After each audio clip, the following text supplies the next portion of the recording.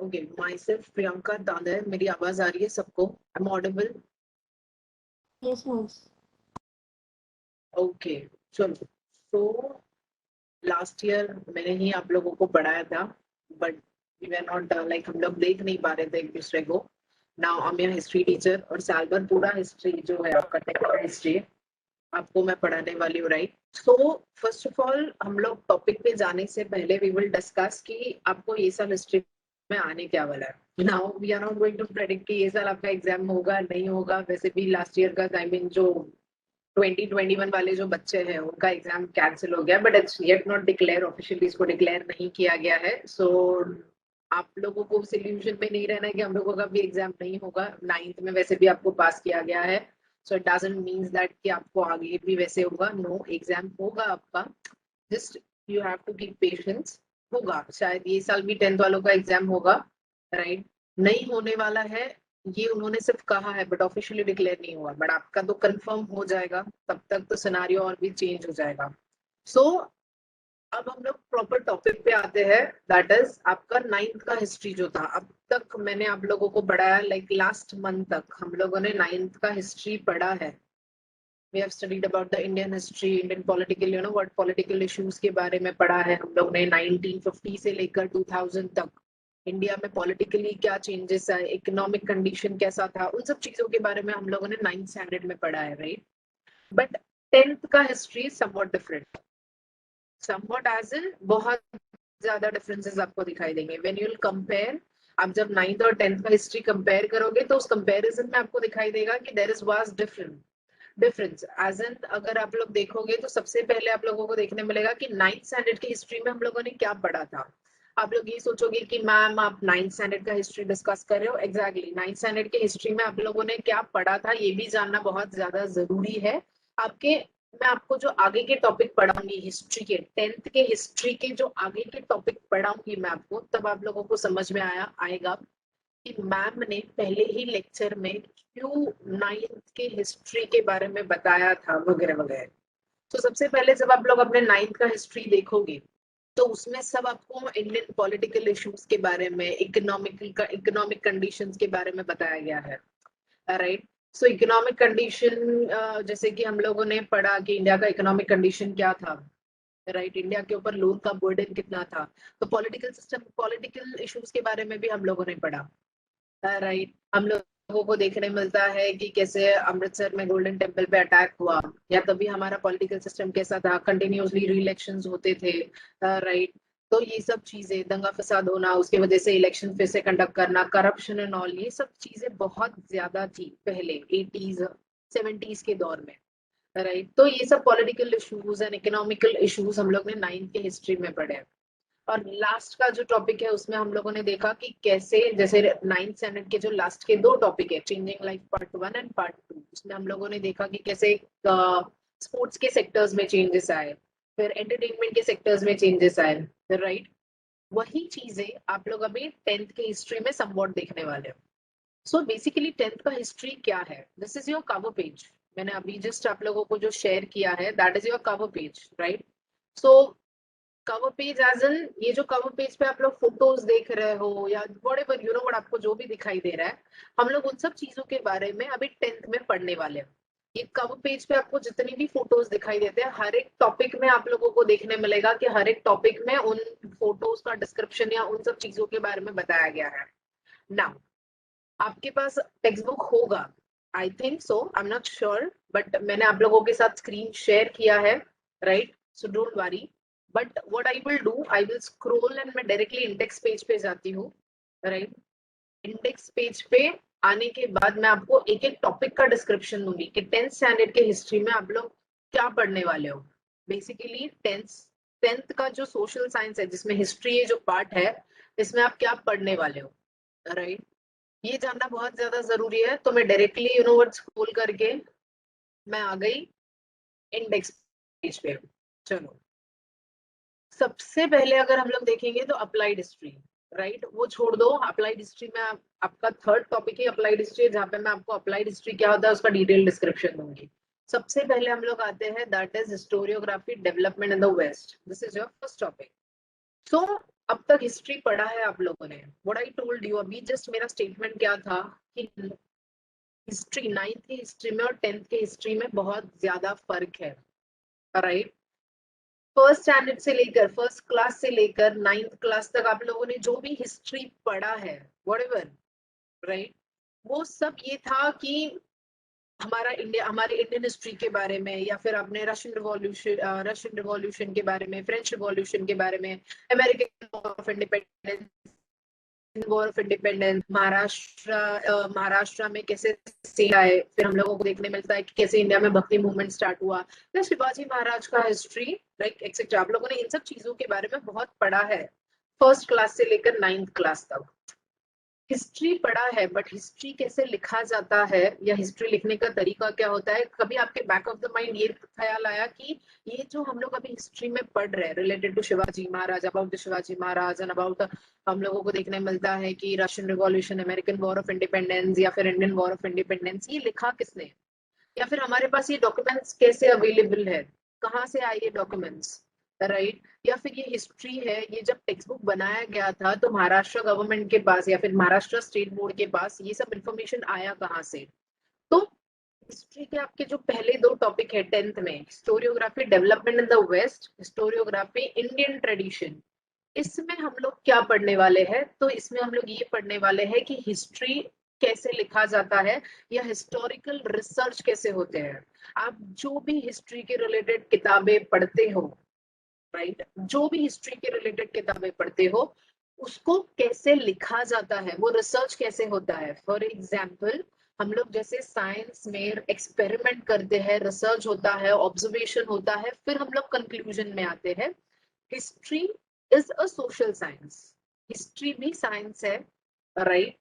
हम लोगों को ये देखने मिलता है कि यहाँ पे भी रिसर्च होते हैं एंड फिर कंक्लूजन पे आया जाता है, right?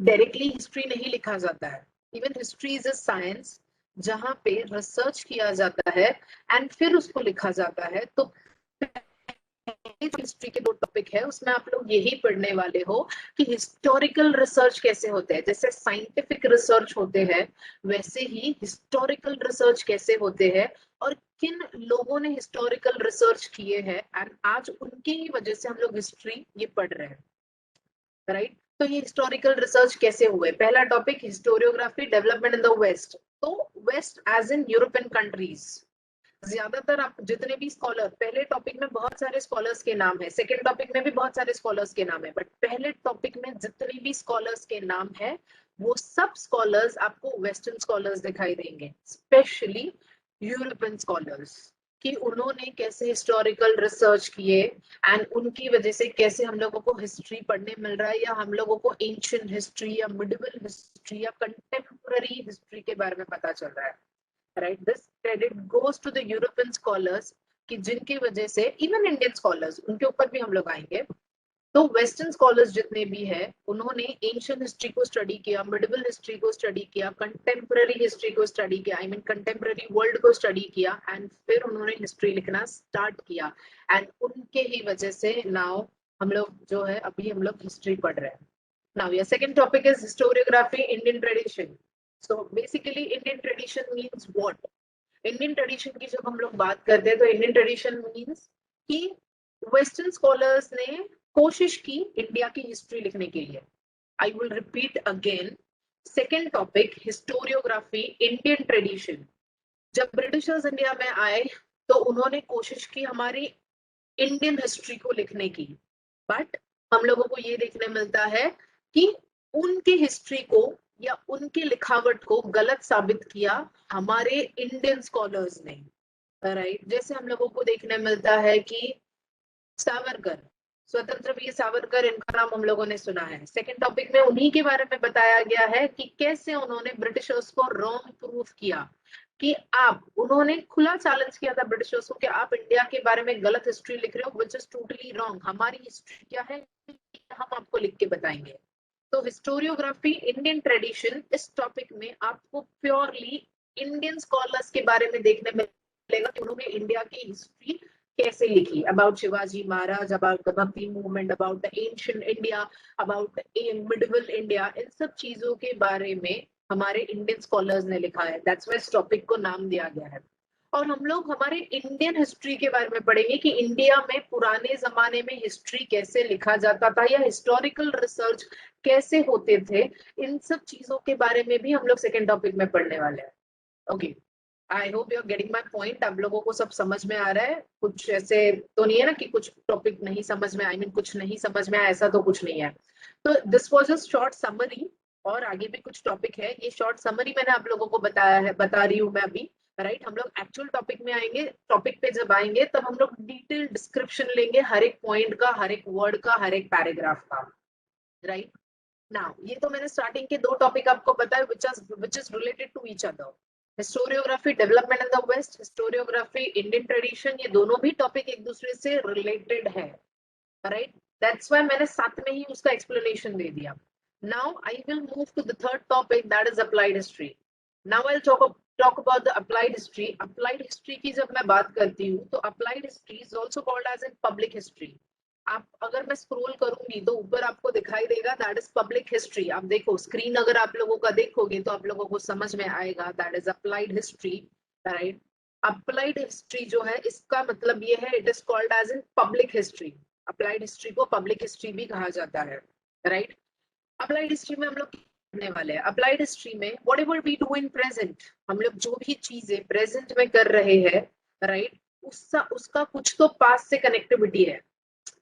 Basically most of the people, most of the student ask me क्यों हिस्ट्री पढ़ना है, या हिस्ट्री सो बोरिंग, आगे हम लोगों को हिस्ट्री पढ़ के क्या फायदा होने वाला है, या हिस्ट्री का क्या मतलब है। It's not like that.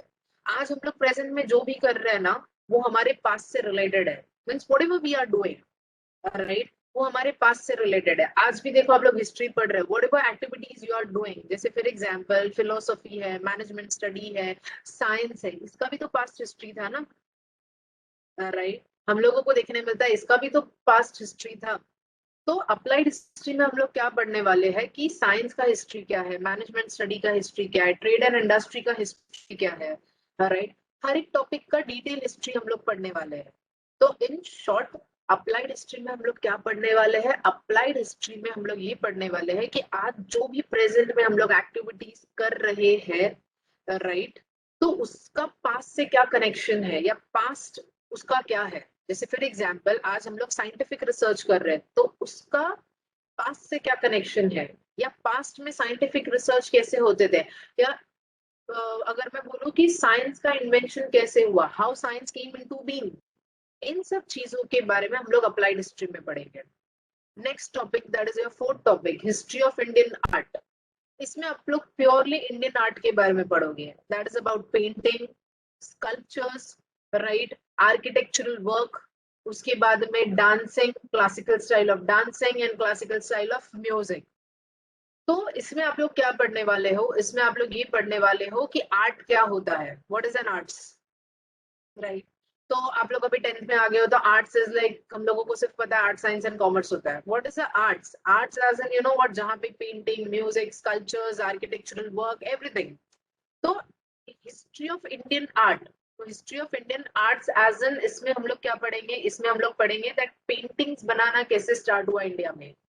Right, फिर उसके बाद में मूर्तियां बनाना, जैसे फॉर एग्जाम्पल, जैसे as per the Hindu rituals, हम लोगों को देखने मिलता है, हिंदू रिचुअल्स के मुताबिक हम लोगों को ये देखने मिलता है कि गणेश चतुर्थी आती है। So at that time we worship the Ganpati idol, right, Ganesh ji के आइडल को हम लोग क्या करते हैं, पूजा एंड ऑल करते हैं। तो कभी हम लोगों ने ये पूछा कि ये सिस्टम कहाँ से शुरू हुआ, या ये रिचुअल कहाँ से शुरू हुआ। राइट, तो हम लोग इस टॉपिक में बेसिकली क्या पढ़ने वाले हैं कि पेंटिंग्स बनाना कहाँ से शुरू हुआ, कैसे शुरू हुआ, मूर्तियां बनाना, आइडल्स बनाना कहाँ से शुरू हुआ, फिर अलग अलग मंदिर जो है इंडिया में वो कैसे बने, तो दैट इज आर्किटेक्चरल वर्क। फिर मंदिरों के बाद में आता है that is different monument, Taj Mahal है, कुतुब मीनार है, राइट, या फिर रेड फोर्ट है, फतेहपुर सिकरी है, ये सब चीजें बने कैसे। एलिफेंटा केव ले लो, या तो फिर हम लोगों को देखने मिलता है अजंता एलोरा केव ले लो, ये केव बने कैसे, किसने बनाया इन लोगों को, आई मीन इसको, राइट, या इसकी खासियत क्या है, इन सब चीजों के बारे में हम लोग पढ़ेंगे। नेक्स्ट हम लोग पढ़ने वाले हैं इसी टॉपिक में, हम लोग क्या पढ़ने about, we are going to study about the music and dance. हम लोग डांस एंड म्यूजिक के बारे में पढ़ने वाले हैं। सो हम लोग डांस तो अच्छे से करते हैं, we know the classical style of dance, we know the western style of dance, salsa, jive, ये सब डांस के स्टाइल है। Bollywood style of dancing, salsa है, जाइव है, हिप हॉप है, लिरिकल डांसिंग है, ये सब डांस हम लोगों ने सुने हैं, but we really don't know. So ये सब मैं वेस्टर्न डांस के बारे में बता रही हूँ, salsa, जाइव, classic, I mean sorry, lyrical dancing, free style of dancing, hip hop, robotic dance, ये सब वेस्टर्न स्टाइल है। But what about the Indian style, Kathakali, Kuchipudi, Bharatanatyam, right, ये सब क्या है? या फिर हम लोगों को देखने मिलता है लावणी है, राइट, ये सब हमारे इंडियन स्टाइल है। और ये इंडियन स्टाइल्स जो है, Gujarati style of that is garba, right. तो ये जो हम लोगों को देखने मिलता है, ये जो स्टाइल ऑफ डांसिंग है, इन सब चीजों के बारे में हम लोग इस टॉपिक में पढ़ेंगे। In short this topic is a collaboration. In short में ये बोलूंगी, ये जो टॉपिक है ये हम लोगों को देखने मिलता है, इस टॉपिक में आपको सब आर्ट्स, इंडियन आर्ट्स के बारे में पढ़ने मिलेगा। सो पेंटिंग, स्कल्पचर्स, उसके बारे में, उसके बाद architectural work, dance and music, each and everything which is related to the arts you are going to study in this topic. Now I will talk about the next topic, that is fifth topic, mass media and history. So mass media and history, आज जो हम लोग newspaper पढ़ते हैं या newspapers के applications हम लोगों को दिखाई देते हैं, राइट, जिसमें एग्जांपल टाइम्स ऑफ इंडिया, इसके आजकल न्यूज़पेपर आप बोलोगे मैम कौन पढ़ता है, एप्लीकेशन अवेलेबल है मोबाइल पे, एप्लीकेशन देख लो, ट्रैवलिंग करते वक्त ऑफिस जा रहे हैं तो यू नो व्हाट, हमारे मॉम डैड जो है ऑफिस जाते जाते, या फिर अभी तो लॉकडाउन चल रहा है तो घर में ही है, या फिर ऑफिस जाते जाते हम लोग क्या करते हैं, वो एप्लीकेशन ओपन करते हैं और आज का न्यूज़पेपर या लेटेस्ट न्यूज जो है हम लोग क्या करते हैं, लेटेस्ट न्यूज के बारे में देखते हैं, राइट। बट कभी ये सोचा है कि भाई ये पहला न्यूज़पेपर, अगर मैं पूछूंगी तो सब लोग क्या बोलेंगे, हाँ हम लोगों को पता है, लोकमान्य तिलक जी ने पहला न्यूज़पेपर बनाया था।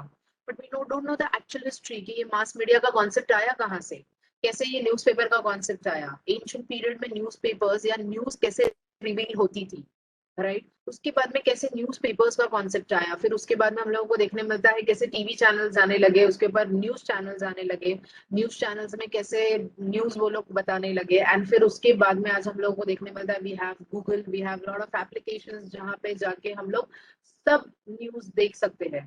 बट इसकी शुरुआत कैसे हुई, ये हम लोग 10th के हिस्ट्री के 5th टॉपिक में पढ़ेंगे, that is mass media and history. Next, entertainment and history. Entertainment and history, you are going to study about the entertainment world. जैसे आज बॉलीवुड की शुरुआत कैसे हुई, तो आप बोलोगे मैम हिस्ट्री में बॉलीवुड कहाँ से आया, एग्जैक्टली ना। आज हम लोग देखते हैं कि बॉलीवुड का ट्रेंड है, फ्राइडे को ही मूवी रिलीज होता है, राइट, या हम लोगों को देखने मिलता है कि मूवी थिएटर्स में जाना, मूवीज का प्रमोशन, ये सब चीजों की शुरुआत कैसे हुई, इन शॉर्ट एंटरटेनमेंट इंडस्ट्री की शुरुआत कहाँ से हुई। आज हम लोगों को वेब सीरीज दिखाई देते हैं, टेलीविजन इंडस्ट्री है, आज हम लोगों को फिल्म्स दिखाई देते हैं, शॉर्ट फिल्म्स दिखाई देते हैं, सब डॉक्यूमेंट्रीज दिखाई देते हैं। बट ये एंटरटेनमेंट इंडस्ट्री का हिस्सा है, ये एंटरटेनमेंट का हिस्सा है, बट इसकी शुरुआत कहाँ से हुई, राइट।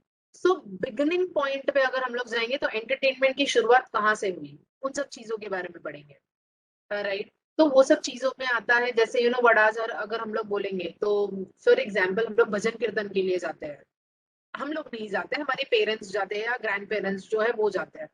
बट ये भजन एंड कीर्तन जो है ये पहले एक एंटरटेनमेंट का हिस्सा था, जो आज हम लोगों को देखने मिलता है वो ट्रेडिशन में या रिचुअल में कन्वर्ट हो गया है। बट एंशिएंट पीरियड में इट वाज प्रॉपरली हम लोगों को देखने मिलता है कि ये हमारे एक यू नो व्हाट एंटरटेनमेंट का हिस्सा था। टाइम पास करने के लिए कुछ भी नहीं है, मंदिरों में जाओ, भजन कीर्तन करो, आपका पूरा टाइम निकल जाएगा, प्लस यू नो व्हाट क्या कर रहे हो, आप साइमल्टेनियसली अपने भगवानों का नाम भी ले रहे हो। ऐसे हम लोगों को देखने मिलता है कि स्पेशली हिंदू कास्ट में ये सोचा जाता था। इवन हम लोगों को देखने मिलता है कवाली गाना and all, this was an part of entertainment, right. जो आज हम लोगों को देखने मिलता है, आज उन सब चीजों को हम लोगों ने ट्रेडिशन में कन्वर्ट कर दिया है। बट पहले ये सब चीजें होती थी, उससे मराठी थिएटर का इन्वेंशन हुआ, एंड उससे हम लोगों को देखने मिलता है Bollywood came into being, right. So in short, sorry 6th topic जो है आपका entertainment and history, in this topic you are going to study about the entertainment world, कि कैसे आज हम लोग ये वेब सीरीज या तो फिर हम लोग यू नो व्हाट ये टीवी ये सब देख रहे हैं, टेलीविजन इंडस्ट्री है या फिर मूवीज वगैरह हम लोग देख रहे हैं, तो इन सब चीजों की पहले यू नो व्हाट इसका हिस्ट्री क्या है। Next is your sports and history. Right. आपका नेक्स्ट आता है that is sports and history. Sports and history ये आपका बहुत इंटरेस्टिंग टॉपिक होगा, आपको बहुत मजा आएगा ये पढ़ने में। हाँ, स्पोर्ट्स एंड हिस्ट्री की जब मैं बात करूँ तो इसमें आपके जितने भी गेम्स हैं, जैसे फॉर एग्जांपल फुटबॉल है, कबड्डी है, खो खो है, सबके अलग अलग अपने अपने पसंद के गेम्स होते हैं, right. Some people love chess, some people love carrom, उसके बाद में this are the indoor game and outdoor game, कुछ you know some are the indoor game and some are the outdoor games. So indoor games की अगर हम लोग बात करेंगे, chess, carrom, playing cards and all, ये सब क्या है, ये सब इंडोर गेम्स में आता है। So most of the people love indoor games and most of the people love outdoor games. तो इन आउटडोर गेम्स और इंडोर गेम्स की शुरुआत कहाँ से हुई, and what are the indoor games and what are the outdoor games and उनकी history क्या है, इन सब चीजों के बारे में हम लोग पढ़ेंगे, स्पेशली मल्लखम्ब, राइट, कबड्डी, खो खो, ये सब चीजें क्या है, what is a football, what is a cricket. आप लोग बोलोगे ma'am we know very well, कुछ बच्चे तो ये बोलेंगे कि मैम हम लोग फुटबॉल खेलते हैं, मैम हम लोग क्रिकेट खेलते हैं, मैम हम लोग चेस खेलते हैं। तो we know it very well, but इसकी हिस्ट्री क्या है, इन सब चीजों की शुरुआत हुई कैसे, किसने की, राइट, या फिर इसमें कैसे करियर बना सकते हैं, इन सब चीजों के बारे में हम लोग पढ़ेंगे। Next is tourism, next topic, eighth topic, that is tourism and history. हम लोग टूरिज्म एंड हिस्ट्री के बारे में जानेंगे ना। टूरिज्म एंड हिस्ट्री की अगर मैं बात करूं तो tourism, we love to travel. आप में से ऐसा कोई भी नहीं होगा जो ये नहीं बोल सकता that we don't love to travel, या हम लोगों को घूमना पसंद नहीं है, राइट। मोस्ट ऑफ द लोग होते हैं जिनको सिटी एक्सप्लोर करना, अलग अलग सिटीज में जाके अलग अलग सिटी को एक्सप्लोर करना, ये उन लोगों की हॉबी होती है, या फिर you know what they love that. Specially for example अगर मैं खुद की बात कर लूँ, no doubt I am history teacher, अगर मुझे कोई बोलेगा कि जाके हिस्टोरिकल प्लेस विजिट करो, यस ऑब्वियसली, पुराने जितने भी साउथ में हमारे इंडियन आर्किटेक्चरल वर्क है, साउथ में हमारे जितने भी मंदिर है, मैं खुशी से वहां पे ट्रैवल करूँ, और वहां पे जाके सब पुराने जमाने के मंदिर जो है, जो 11th सेंचुरी में, 12th सेंचुरी में, 9th सेंचुरी में, 10th सेंचुरी में बनाए गए हैं, उन मंदिरों को जाके मैं देखूंगी, एक्सप्लोर करने की कोशिश करूंगी, सिटीज एक्सप्लोर, आई मीन उन मंदिरों को मैं देखूंगी। कोई कोई लोगों को सिटी एक्सप्लोर करना अच्छा लगता है, अलग अलग सिटी में ट्रैवल करते हैं, राइट, और फिर वहां का खाना पीना, रहन सहन, पॉलिटिकल सिस्टम, इकोनॉमिकल सिस्टम, वहां की सोशल लाइफ, इन सब चीजों के बारे में जान के लेना। सो बेसिकली टूरिज्म की शुरुआत कैसे हुई, आजकल के जमाने में most of the people, like most of the लोग जो है उनको ट्रैवल करना बहुत ज्यादा पसंद है।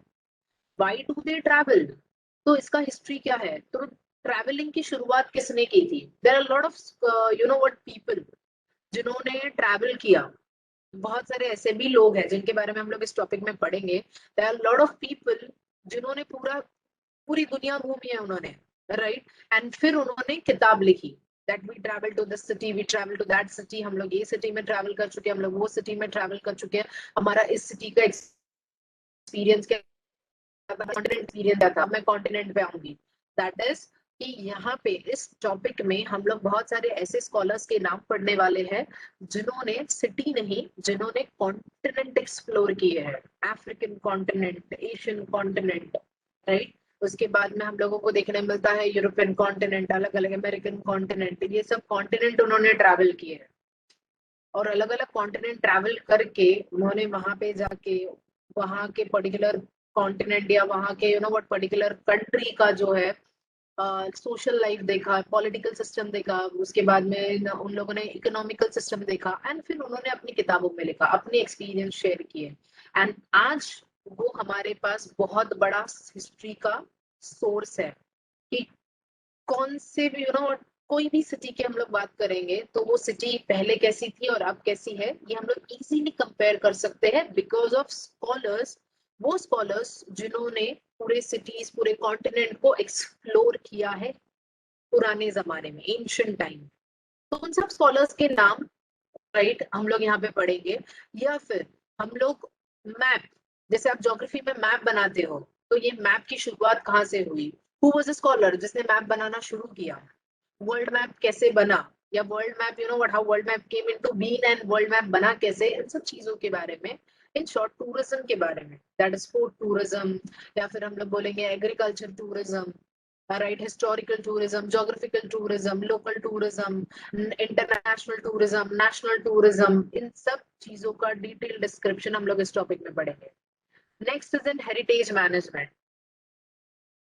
आप में से कोई तो होगा जिन्होंने म्यूजियम विजिट किया होगा, राइट, या बचपन में आपके स्कूल वाले जो है वो आपको म्यूजियम लेके गए होंगे, कभी दिमाग में ये ख्याल आया कि ये म्यूजियम बनाया कैसे था, या किसने इस म्यूजियम को बनाया है? Right, I am not talking about the owner, I am talking about the person who has collected lot of documents, जिन्होंने इतने सब डॉक्यूमेंट्स कलेक्ट किए, और वो डॉक्यूमेंट्स कलेक्ट करने के बाद में इन्होंने एक म्यूजियम बनाया। राइट, तो हम लोग सिर्फ म्यूजियम जाते हैं, वहां पे हम लोग देखते हैं, बहुत क्यूरियोसिटी होती है हम लोगों में। Right, we are very keen to know कि ये डॉक्यूमेंट कौन सा है, क्या है, या फिर आज से 200 साल पहले, 500 साल पहले, 1000 साल पहले क्या हुआ था। बट कभी बैक ऑफ द माइंड ये सोचा है कि भाई इस म्यूजियम का जो क्यूरेटर, क्यूरेटर मतलब जो हिस्टोरिकल डॉक्यूमेंट्स राइट कलेक्ट करता है, या सब म्यूजियम की सब चीजें कलेक्ट करता है, उसको क्यूरेटर कहा जाता है। इस क्यूरेटर ने कैसे कलेक्ट किया होगा, या ये डॉक्यूमेंट्स इनके पास आए कहाँ से? राइट, तो हेरिटेज मैनेजमेंट इस टॉपिक में हम लोग क्या पढ़ने वाले हैं कि म्यूजियम जो है वो कैसे बनाए जाते हैं, म्यूजियम को कैसे बनाया जाता है, क्यूरेटर क्या मेहनत करता है म्यूजियम को बनाने के लिए, आर्काइव बनाने के लिए, लाइब्रेरीज मेंटेन करने के लिए क्या मेहनत लगती है। What is library, what is museum, what is archive. Archive ये वर्ड आपने 9th स्टैंडर्ड में भी पढ़ा होगा, अब डिटेल में पढ़ोगे। सो म्यूजियम को कैसे मेंटेन रखा जाता है, आर्काइव को कैसे मेंटेन रखा जाता है, या लाइब्रेरी को कैसे मेंटेन रखा जाता है, इन सब चीजों के बारे में हम लोग डिटेल में पढ़ेंगे। Right, so that is heritage management. तो ये था आपके टॉपिक्स, टॉपिक वाइज मैंने आप लोगों को शॉर्ट समरी बताया कि हर एक टॉपिक में आप लोग क्या पढ़ने वाले हो। एग्जैक्टली, क्योंकि आप 10th स्टैंडर्ड में अभी एंटर कर चुके हो एंड आप 10th स्टैंडर्ड की हिस्ट्री पढ़ रहे हो, तो यू शुड नो मैंने इंडेक्स पेज के हर एक टॉपिक को हर एक टॉपिक के बारे में आपको एक ब्रीफली, नॉट ब्रीफली एक्चुअली मैं समरी बोलूंगी, समरी मैंने आपको बताई है, क्योंकि आपको ये जानना बहुत जरूरी है कि आप हर एक टॉपिक में क्या पढ़ने वाले हो, तो आपको एटलीस्ट समझ में तो आएगा। राइट, तो आपको इन शॉर्ट, आप यू नो व्हाट इस इन शॉर्ट आपको समझ में आ गया that what you are going to study in 10th। अब हम लोग सबसे पहले यू नो व्हाट, हम लोग अगर बात करेंगे तो यहाँ पे मैं पहले टॉपिक पे जाऊंगी, बट पहले टॉपिक पे जाने से पहले what I will do is कि मैं आपको ये साल का पेपर पैटर्न बताती हूँ। मैं ज्यादा टाइम नहीं लूंगी पेपर पैटर्न बताने के लिए, because you know it very well. आप ये बोलोगे कि मैम हम लोग प्रीवियस पेपर पैटर्न जो है वो रिवाइज कर लेंगे, बताने की जरूरत नहीं है। महाराष्ट्र बोर्ड ने समवॉट चेंजेस लाए थे 3 साल पहले, दैट इज आपको डुअल डायरेक्टेड एंड पैसेज जो है ये इंक्लूड किया गया था। राइट, तो अब आपको ज्यादातर मैं आपको जितना भी टेक्स्ट बुक है, टेक्स्ट बुक का कॉन्सेप्ट ही पढ़ाने वाली हूँ। I am not going to go beyond that. Right, मैं बियॉन्ड द वे जाके अगर आपको पढ़ाऊंगी तो आपको पूरा 10th का हिस्ट्री बाउंस कर जाएगा। So basically what I will do, most of the बच्चों का ये स्टेटमेंट होता है मैम हिस्ट्री पढ़ के क्या करना है and all, it's funny part but ठीक है। राइट, मोस्ट ऑफ द बच्चे यही स्टेटमेंट देते हैं ma'am history is very boring subject and history में बहुत बोर होता है हम लोगों को, हिस्ट्री पढ़ने से क्या फायदा एंड ऑल। राइट, ये सब चीजें होती है, that's why you know what मैं आपको टेक्सचुअल कंटेंट ही पढ़ा रही हूँ। I am teaching you the textual content because आपको टेक्सचुअल कंटेंट अगर मैं पढ़ाऊंगी तो आपको हर एक चीज समझ में आएगी। राइट, आप हर एक पैराग्राफ का मतलब, हर एक वर्ड का मतलब मैं आप लोगों को समझाऊंगी, एंड आपको आंसर लिखने में उतनी ही आसानी होगी। और प्लस आपको जब पैसेज आएगा, पेपर में जब पैसेज आएगा तो वो पैसेज के आंसर सॉल्व करने के लिए भी बहुत आसानी होगी। क्यों? क्योंकि हर एक टॉपिक के बारे में आपको मैं क्या करूंगी, मैं टेक्स्ट बुक के हिसाब से जाऊंगी तो आपको पढ़ने में भी आसानी होगी। फर्स्ट ऑफ ऑल आपको fill in the blanks, identify the wrong pair, ये सब लिखने में आपको आसानी होगी, पहली बात। फिर जब ब्रीफ आंसर्स आएंगे, राइट, तो कुछ बच्चे ऐसे होते हैं कि वो लोग रट्टा मारते हैं, तो कुछ बच्चे ऐसे होते हैं कि वो लोग कॉन्सेप्ट समझते हैं और ओन वर्ड्स में लिखते हैं। तो जब मैं टेक्स्ट बुक वाइज आपको समझाऊंगी, हर एक पैराग्राफ का डिटेल डिस्क्रिप्शन दूंगी, तो आप अपने ओन वर्ड्स में भी आंसर लिख सकते हो। यू कैन ट्राई, जिसने ट्राई नहीं किया वो ट्राई भी कर सकता है, और जो ओन वर्ड्स में लिखता है उनके लिए बहुत आसान होगा, क्योंकि उनको टेक्स्ट बुक का हर एक पैराग्राफ, हर एक वर्ड का मतलब और से पूरा प्रॉपर समझ में आएगा। सो उस हिसाब से you can write your paper in your own words. Right, you can solve the question अपने यू नो व्हाट, आप अपने क्वेश्चन सॉल्व कर सकते हो इन योर ओन वर्ड्स। आपको जरूरी नहीं है कि पूरा रट्टा ही मारना है, या आपको यू नो व्हाट पूरा एक एक दो दो लाइन रट रट के पढ़नी है, या फिर यू नो व्हाट आप समझ के भी पढ़ सकते हो और अपने ओन वर्ड्स में आंसर लिख सकते हो, right. Now basically when I talk about the history, date, events बहुत ज्यादा जरूरी है। अभी जो आप लोग अपने 10th का हिस्ट्री पढ़ रहे हो, 9th का history, as I told you last year जब मैंने स्टार्ट किया था 9th का हिस्ट्री, तभी मैंने आप लोगों को बताया था कि compare to the 10th standard आपका 9th का हिस्ट्री बहुत इजी है, राइट। कंपैरिजन अगर हम लोग करेंगे तो 9th स्टैंडर्ड की हिस्ट्री में और 10th स्टैंडर्ड की हिस्ट्री में there is vast difference. When I talk about the 9th history तो बहुत ही easy and it's all about the Indian history, और वो भी पोस्ट इंडिपेंडेंस पीरियड के बारे में बताया गया है 9th स्टैंडर्ड की हिस्ट्री में। But when I talk about the 10th history, यहाँ पे आप सब चीजों के बारे में पढ़ोगे। You are going to study about the ancient history, medieval history and about the contemporary world, right. It's not difficult but it's somewhat complicated, complicated है ये। इस साल का हिस्ट्री समवॉट कॉम्प्लिकेटेड है क्योंकि आपको हर एक कॉन्सेप्ट, हर एक टॉपिक का, हर एक टॉपिक को ध्यान से पढ़ना है, राइट। और उसके अंदर का कंटेंट भी आपको समझ के लेना है, तब जाके आप अच्छे से आंसर्स लिख पाओगे एंड आपको ये साल का हिस्ट्री इजी लगेगा। मैं डरा नहीं रही हूँ, जस्ट मैं आपके कुछ कॉन्सेप्ट या आपके माइंड के जो ब्लॉक्स है वो क्लियर कर रही हूँ, राइट। सो 10th के हिस्ट्री को इतना लाइटली मत लो ना। एज आई टोल्ड यू कि हम लोग टेक्स्ट बुक के, यस 9 का हिस्ट्री 10 के एग्जाम होता है। बेटा जरा जोर से बोलोगे बेटा। 9 का हिस्ट्री 10 के हिस्ट्री में आता है एग्जाम के लिए। नहीं बेटा, नहीं आता है। 9th का हिस्ट्री आपको 10th के हिस्ट्री में आएगा ही नहीं, देयर इज नो कनेक्टिविटी, नहीं पूछेंगे वो लोग। 9th एग्जाम का में हिस्ट्री इज डिफरेंट, वो नहीं, वो नहीं आएगा बेटा आपको पेपर में, कहीं पे भी 9th स्टैंडर्ड का हिस्ट्री नहीं पूछा जाएगा। मैं जस्ट यहाँ पे कंपैरिजन बता रही हूँ क्योंकि 9th स्टैंडर्ड, हाँ, वो 9th का हिस्ट्री 10th में नहीं आता है बेटा। मैं क्यों हर साल बच्चों को बताती हूँ ना, जैसे अभी आपका सिलेबस चेंज हुआ 3 साल पहले, तो 3 साल पहले जब आपका सिलेबस चेंज हुआ तो 9th का history it is quite easy, right. तो बच्चे 9th स्टैंडर्ड मतलब 9th क्लास तक बच्चे बहुत एकदम नॉर्मल और रिलैक्स जोन में रहते हैं कि ठीक है ना, हम लोगों को 9th में हिस्ट्री बहुत इजी था एंड ऑल, 10th में भी वैसा ही रहेगा। बट जब 10th का दिसंबर का मंथ आता है ना, एग्जाम फरवरी में, चलो अभी तो कोविड चल रहा है, वी डोंट नो कि नेक्स्ट ईयर का सिनेरियो क्या रहेगा, राइट। ये स्टेटमेंट मेरा लास्ट ईयर भी था, अब यही स्टेटमेंट मैं आप लोगों को दे रही हूँ, बोल रही हूँ कि नेक्स्ट, ऑब्वियसली नेक्स्ट ईयर तो आपके एग्जाम होने वाले हैं, तो नेक्स्ट ईयर का सिनेरियो हम लोगों को नहीं पता, बट इतना तो श्योर है कि पापा एग्जाम होगी। आप लोग इसी इल्यूजन में रहोगे कि 9th का हिस्ट्री बहुत इजी है तो 10th का भी हिस्ट्री इजी रहेगा। जब दिसंबर का महीना आता है, राइट, जब आपके प्रीलिम्स वगैरह स्टार्ट होते हैं, एट दैट टाइम बच्चे सो के उठते हैं एंड तभी बच्चे डरते हैं और उस डर के मारे उनकी पढ़ाई नहीं होती। इसीलिए मैं एडवांस में उनको बोलती हूँ कि ये साल की हिस्ट्री को इतना लाइटली मत लो। थोड़ा सा कॉम्प्लिकेटेड है हिस्ट्री ये साल का, क्योंकि हर एक कॉन्सेप्ट समझना इतना आसान नहीं होता है, क्योंकि हर एक टॉपिक अलग है। आपको, आप अगर सॉरी आप अगर यहाँ पे देखोगे तो 10th के जितने भी हिस्ट्री के टॉपिक है, सब टॉपिक में आपको अलग अलग चीजें, अलग अलग टॉपिक पे अलग अलग टॉपिक्स दिखाई देंगे। तो उस अलग अलग टॉपिक को ध्यान रखना और उसके ऊपर आंसर्स लिखना इट्स क्वाइट डिफिकल्ट। इसीलिए मैं बोल रही हूँ it's somewhat complicated, but don't worry, I am there.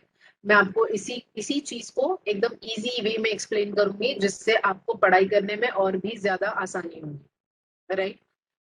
अब आपका पहला ही लेक्चर है, इसीलिए मैं इतना, यू नो व्हाट, पहले पहले टॉपिक पे मैं नहीं गई बिकॉज यहाँ पे अगर मैं बात करूँ तो मैं ऑब्वियसली मैं अभी फर्स्ट टॉपिक स्टार्ट करने ही वाली हूँ, बट हम लोग थोड़ा थोड़ा कॉन्सेप्ट पढ़ेंगे और जानने की कोशिश करेंगे।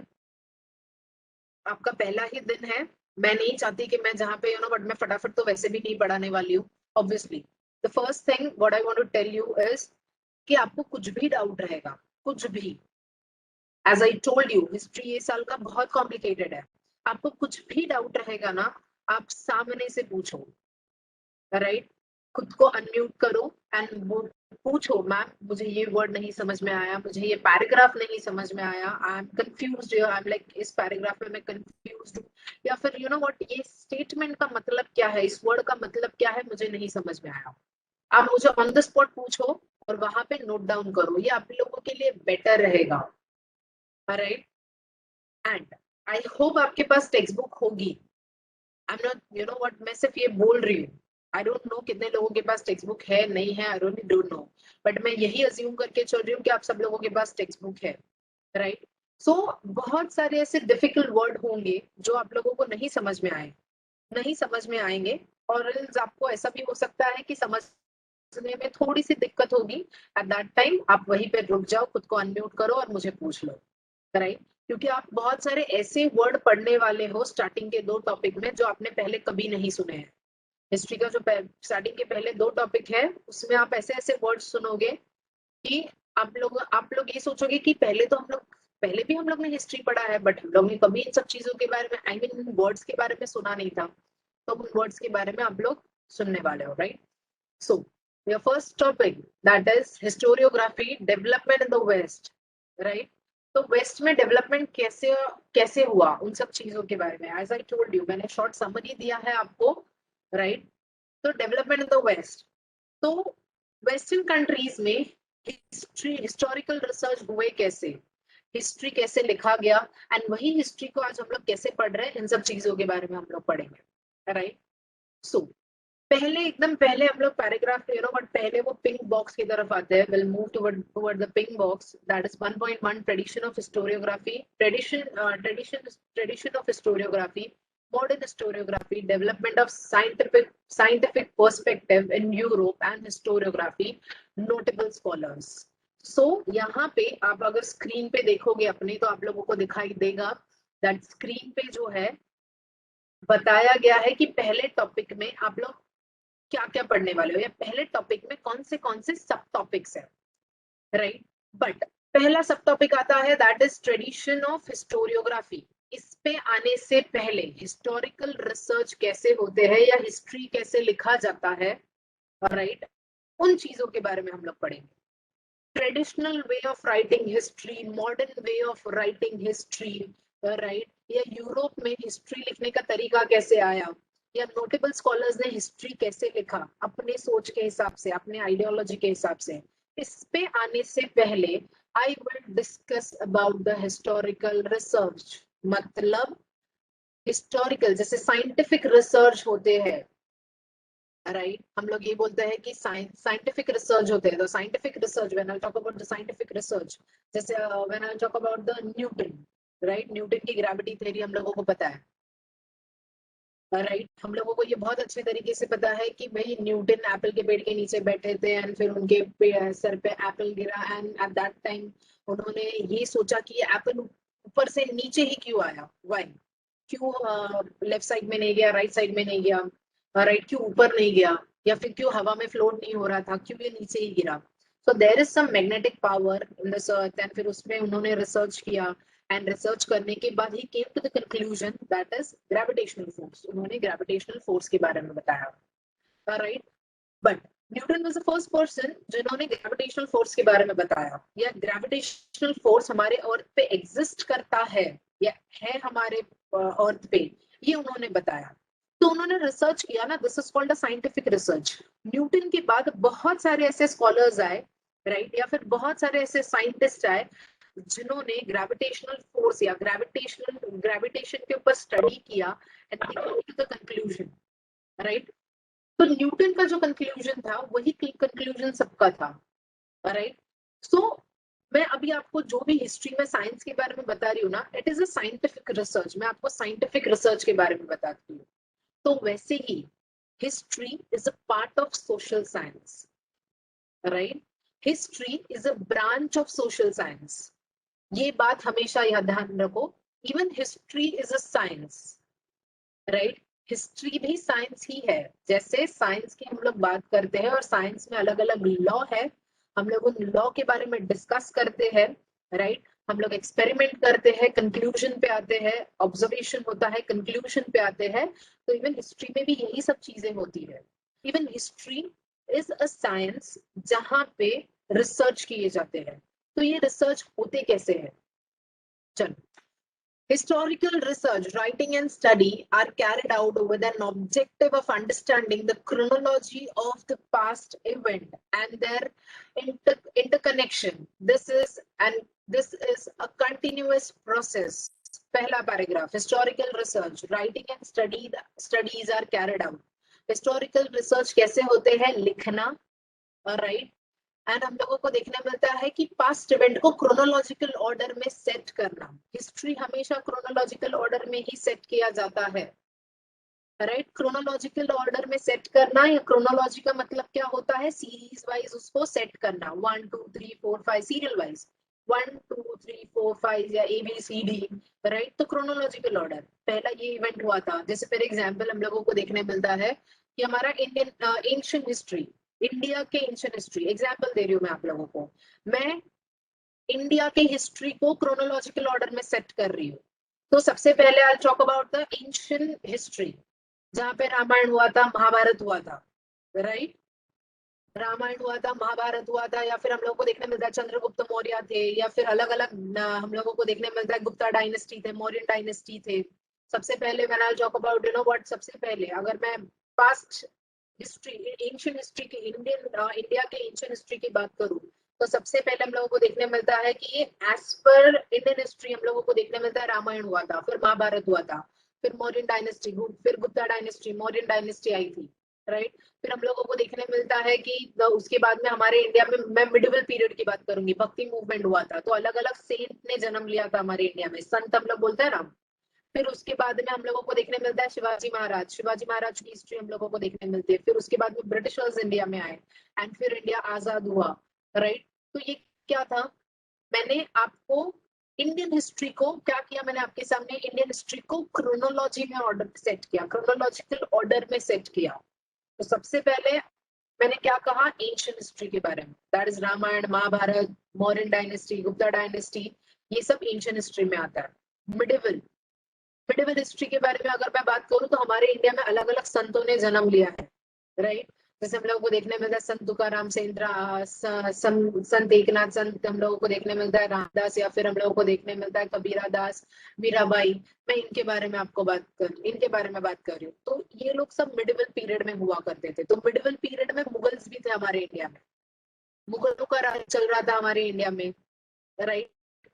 फिर मुगल आने के बाद, मुगल के साथ साथ साइमल्टेनियसली हम लोगों को देखने मिलता है शिवाजी महाराज भी थे। शिवाजी महाराज का कहीं पे उनका राज खत्म हुआ, या फिर व्हाट, मराठा डायनेस्टी का राज खत्म हुआ, तो साथ में मुगल डायनेस्टी और मराठा डायनेस्टी साथ में राज कर रहे थे। ये मैं आपको पूरा मिडिवल हिस्ट्री बता रही हूँ।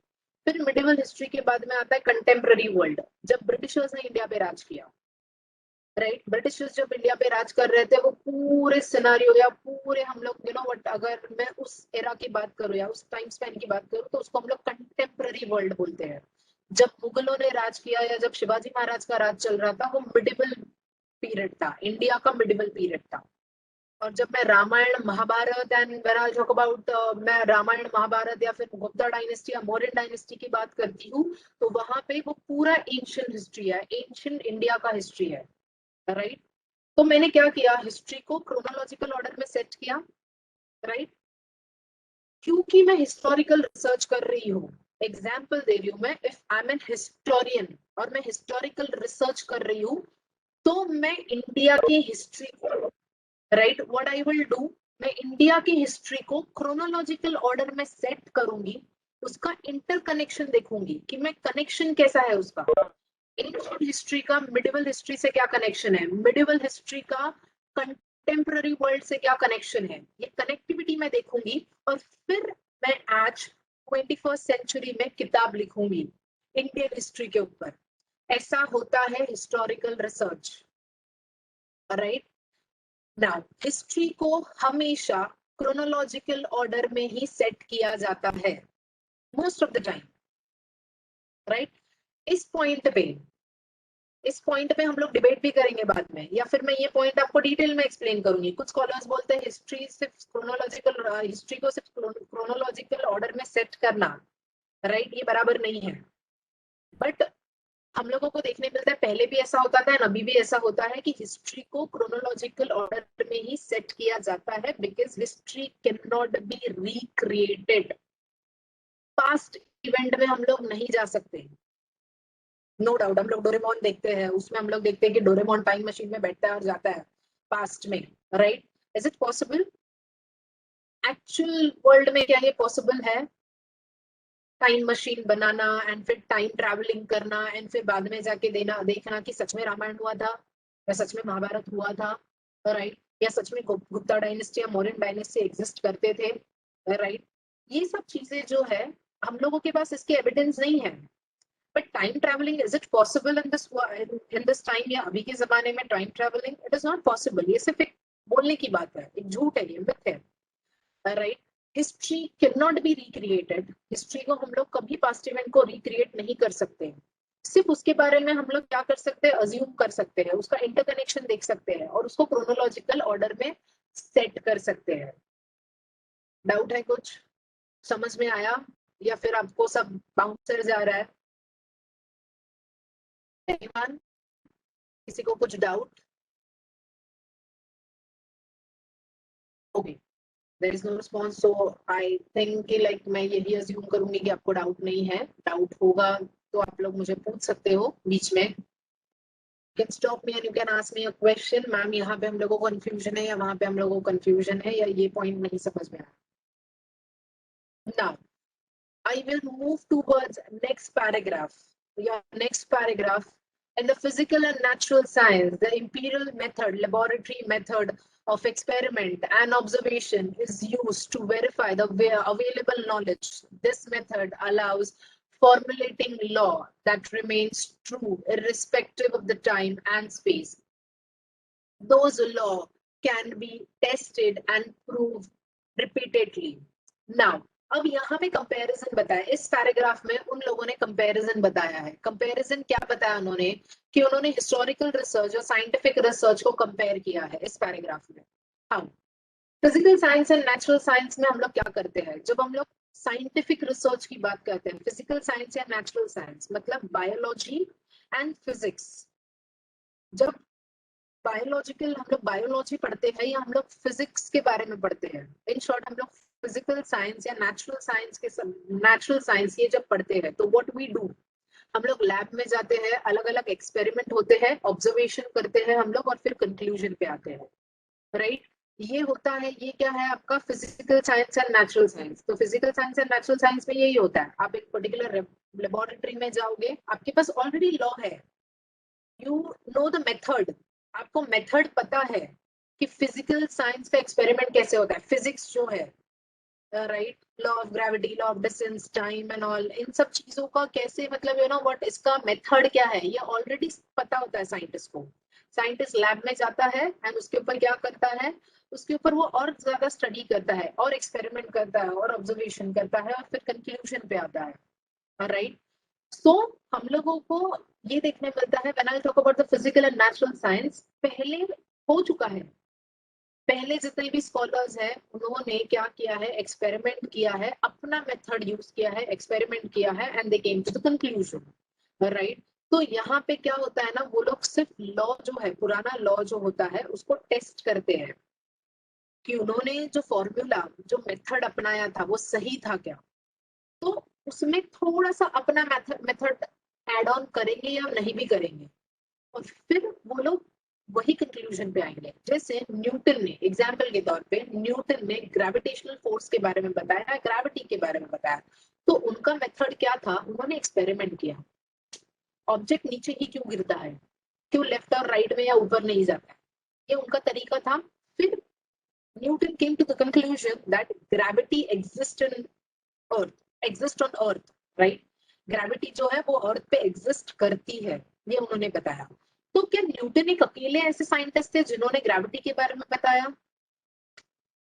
ग्रेविटी के बारे में राइट ब्रदर्स भी बता, राइट ब्रदर्स भी बता सकते हैं ना, क्योंकि उन्होंने प्लेन का इन्वेंशन किया। उनका ग्रेविटी का थ्योरी अलग होगा क्योंकि उनको प्लेन हवा में उड़ाना था, जो ग्रेविटेशनल फोर्स के एग्जैक्ट अपोजिट है। बट जब उन्होंने एक्सपेरिमेंट किया तो उनका कंक्लूजन क्या निकला, ग्रेविटेशन एग्जिस्ट करता है। तो यहाँ पे लॉ चेंज नहीं हो रहा है, मेथड चेंज नहीं हो रहा है और आंसर भी सेम आ रहा है। when we go to the physical science, when हम लोग यू नो व्हाट फिजिकल या नेचुरल साइंस, राइट, या साइंटिफिक रिसर्च करते हैं, वहां पे ऑलरेडी हमारे पास लॉ और मेथड होता है और हमको पता है आंसर ये आना चाहिए। जैसे ग्रेविटेशन के बारे में, ग्रेविटी के बारे में we know the method, we know the law, and हम लोगों को ये भी पता है कि अर्थ पे ग्रेविटी एग्जिस्ट करती है, यही आंसर आने वाला है। तो भी क्या होता है, उनके पास लैब होता है, हर एक चीज होती है उनके पास, राइट। और फिर उनको आंसर उनका वही सेम आता है रिपीटिवली उनका, व्हाट, हम लोग अगर रिपीट करने जाएंगे तो हम लोगों को देखने मिलता है उनका आंसर सेम ही आता है, आंसर में कोई चेंजेस नहीं है।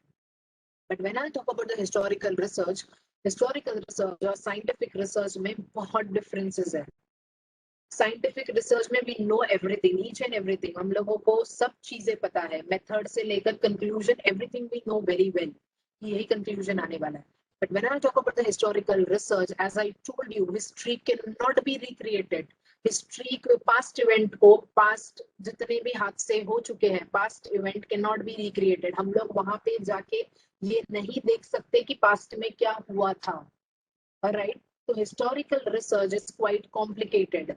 ये कॉम्प्लिकेटेड है क्योंकि हमेशा जब भी हिस्टोरिकल रिसर्च होते हैं तो दिमाग में अलग अलग सवाल आते हैं, और पुराने जितने भी एविडेंस है उन एविडेंस को क्रिटिकली एग्जामिन करना पड़ता है, उनको बहुत गहराई से पढ़ना पड़ता है, हर एक पॉइंट पे क्वेश्चन अपने दिमाग में बना लाने, लाने होते हैं, एंड फिर हिस्ट्री की किताब लिखनी होती है। बिकॉज यहाँ पे कोई लैब नहीं है, यहाँ पे सिर्फ लाइब्रेरी है, यहाँ पे सिर्फ म्यूजियम है, यहाँ पे सिर्फ आर्काइव है, and we really don't know कि ये जो भी हम लोग बुक पढ़ रहे हैं इट्स एन ऑथेंटिक और नॉन ऑथेंटिक, एज इन जितने भी पुरानी हिस्ट्री है या हिस्टोरिकल किताबें हैं उसमें शायद गलत इन्फॉर्मेशन भी हम लोग लिख सकते हैं ना, हो सकता है। आप लोग बोलोगे मैम तो हम लोग क्या हिस्ट्री की किताब पढ़ रहे हैं वो भी गलत है, तो आप बोलोगे कि हिस्ट्री की किताब ही मिथ है। No, it's not like that. मैं आपको लेटेस्ट एग्जांपल देती हूँ, व्हाई हिस्टोरिकल रिसर्च कॉम्प्लिकेटेड, क्यों हिस्टोरिकल रिसर्च कॉम्प्लिकेटेड है। चलो, अभी हम लोगों को सबको पता है, सब जगह पे कोविड चल रहा है, right. Entire world is suffering because of this corona virus. You know what, आप लोग ये सोचो कि 20 से 30 साल के बाद, आज से बराबर 30 साल के बाद, जब आपके ग्रैंड डॉटर्स एंड व्हाट, आप जब ग्रैंड पेरेंट्स बनोगे, even I will turn as in grandparent, what, मैं ग्रैंड पेरेंट बनूंगी, आप भी व्हाट, आपके बच्चे हैं, आपको पूछेंगे, तो आपको नहीं लगता है कि आप थोड़ा सा व्हाट उसमें अपना तड़का डाल के, मिर्च मसाला डाल के शो ऑफ करोगे, बिकॉज आप अपने घर में बैठे हो, राइट। आप अपने घर में बैठे हो और आपको एंटायर वर्ल्ड में क्या हो रहा है इसका व्हाट सिर्फ 20% नॉलेज है। But after 10 to 20 years when you will narrate about the corona virus के बारे में नरेट करोगे, या तभी वर्ल्ड में क्या सिचुएशन था ये नरेट करोगे, तो आप एक्स्ट्रा मिर्च मसाला ऐड करके ही नरेट करोगे ना। पूरे वर्ल्ड में लॉकडाउन आ गया था, सब बहुत लोग मर रहे थे, ये वो वगैरह वगैरह, आप उसमें क्या करोगे, ओवर एग्जैजरेट करके, बढ़ा चढ़ा के उसको बोलोगे, राइट। तो ऐसे ही हिस्ट्री का होता है ना, when I talk about the past event, right, ऐसी चीजें होती है।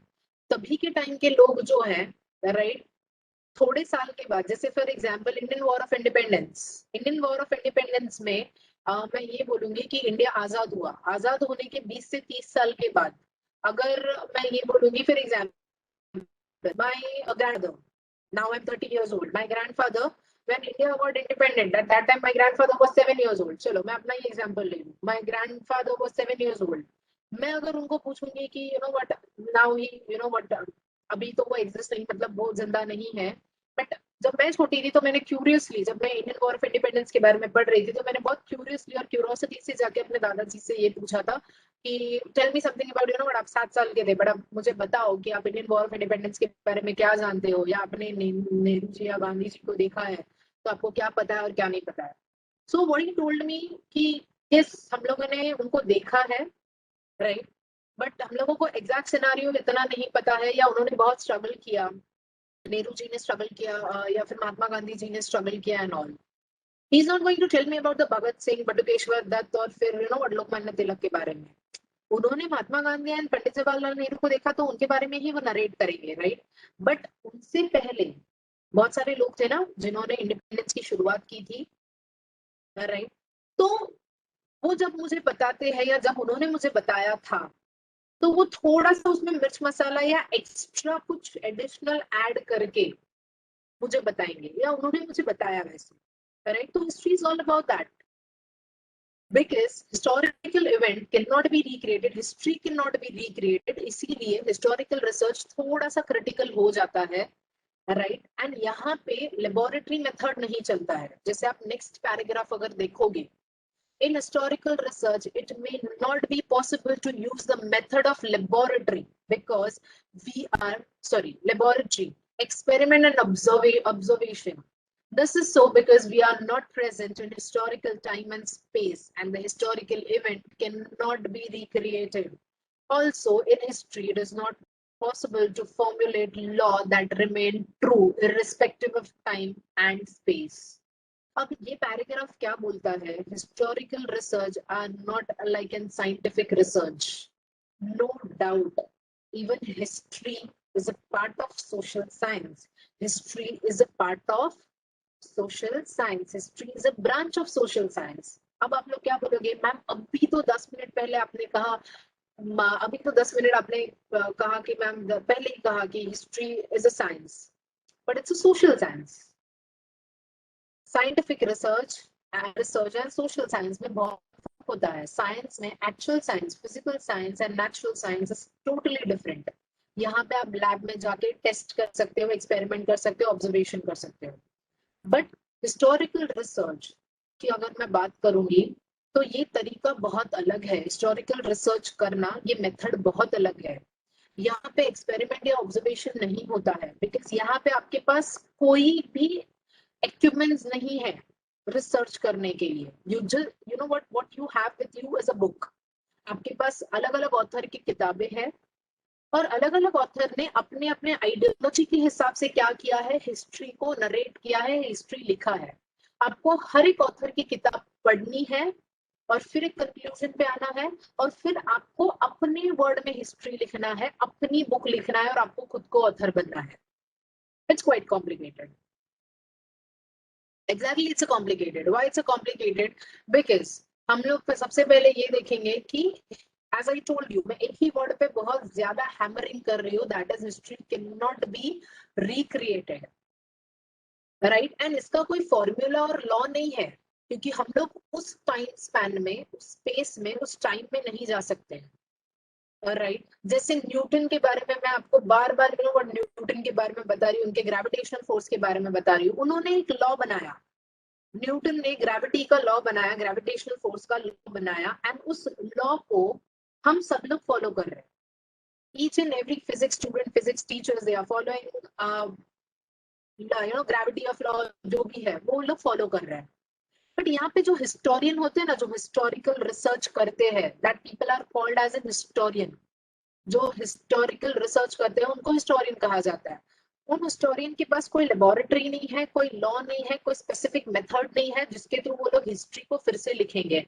या उनके पास कोई टाइम मशीन भी नहीं है कि वो लोग पास्ट में जाके हिस्ट्री देखेंगे एंड फिर प्रेजेंट में आएंगे और फिर हिस्ट्री लिखेंगे. Not possible. Right so it is not possible. कोई फॉर्मूला नहीं है हमारे पास, कोई मेथड नहीं है कि हम लोग इस पास्ट में जाके उसको रिक्रिएट करें. राइट हाँ, बट हम लोगों को ये देखने मिलता है कि ये जो हिस्टोरियंस है, इन्होंने अपने अपने मेथड्स बनाए हैं. Methods as in you know what, तरीका, मेथड्स, तरीका बनाया कि कैसे हिस्टोरियन हिस्ट्री लिख सकता है. कुछ मेथड्स, बट वो मेथड सबके अलग अलग होते हैं. It's not same. हर एक हिस्टोरियन के मेथड जो है, हिस्ट्री हिस्टोरिकल रिसर्च के जो मेथड है, हर एक हिस्टोरियन के अलग है. सब हिस्टोरियन सेम मेथड का इस्तेमाल नहीं करते हैं. हर हिस्टोरियन अपने अपने मेथड का इस्तेमाल करेगा और हिस्ट्री लिखेगा. तो उनके मेथड्स क्या है, तो इस पैराग्राफ पे आओ, आपको समझ में आएगा. Now I will read this paragraph. To begin, we need an expert who know the language and script of historical document in order to read it and understand its meaning.